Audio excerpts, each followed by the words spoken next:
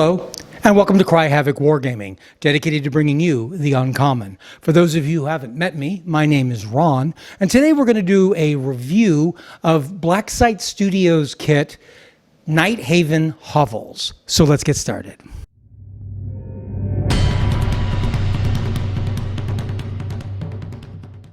Some of you who've been watching my channel for a while will know that I had an incident with a kit from Blacksite Studios, not ordered directly through them, but through a distributor, that was missing some pieces. And I finally managed to get that resolved and have put the kits together. So let me do a quick review and show you the result of these kits now that they're assembled.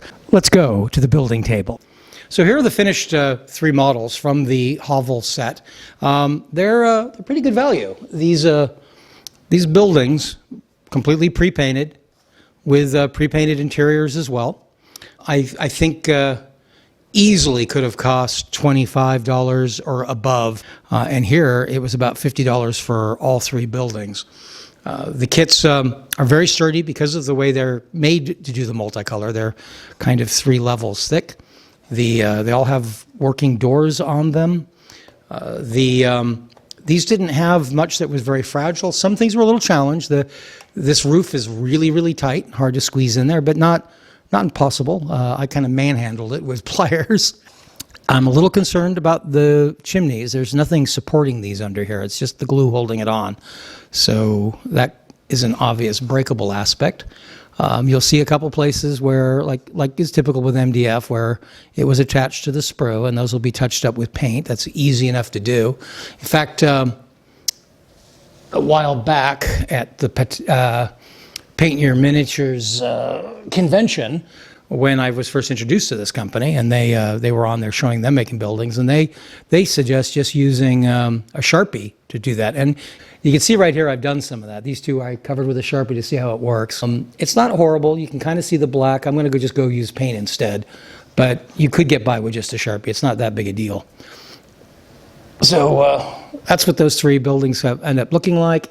A pretty good deal all the way around. Oh, I should probably mention, these are all basically the same model, but they've changed the ridge poles for each of them. This one has a little lean-to on the side. This one has dormer windows on either side. This one has the lean-to on its side. And this one's the basic model without any extra extensions to it. But all three have different ridge lines. One of the sets came with a handful of these smoke jacks. I used one of them, must have been this kit. I used one of them, but there were 4 in there, so I could have put them on all three of the buildings. So there's a bit of room for alteration and change and variation.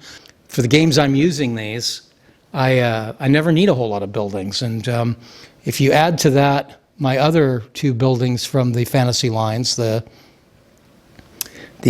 Pendle Rise building here and Stinky Tom's, I have more buildings than I need. I'm specifically bought these not for more standard fantasy games. I prefer more historic buildings for my normal fantasy. I bought these specifically for Moonstones, which very Terry Gilliam fantasy game, and also for Badgers and Burrows, anthropomorphic fantasy animals, where I thought this funky nature of these buildings was a good way to go. And so, yeah, I'm very pleased. I think they're a very good bargain, a very good deal for the money, and I would recommend them to anybody. Thanks a lot. And so as you can see, these kits are very usable for any fantasy game that you can use this funky sort of fantasy architecture for. Very good value for the money, far more buildings than I had expected, frankly. They're called hovels. You'd think they'd be pretty small, but they're really good size. They're going to be really useful for the games that I've purchased them for and are well worth the investment. Some very nice looking, attractive models for the wargaming table. If you have any comments you would like to add, or if you have these kits yourself, go ahead and leave comments down below. If you have any advice for further content you would like to see here on Havoc, go ahead and again add those in the comments down below. If you've enjoyed the video, please like and subscribe. And until next time, cheers.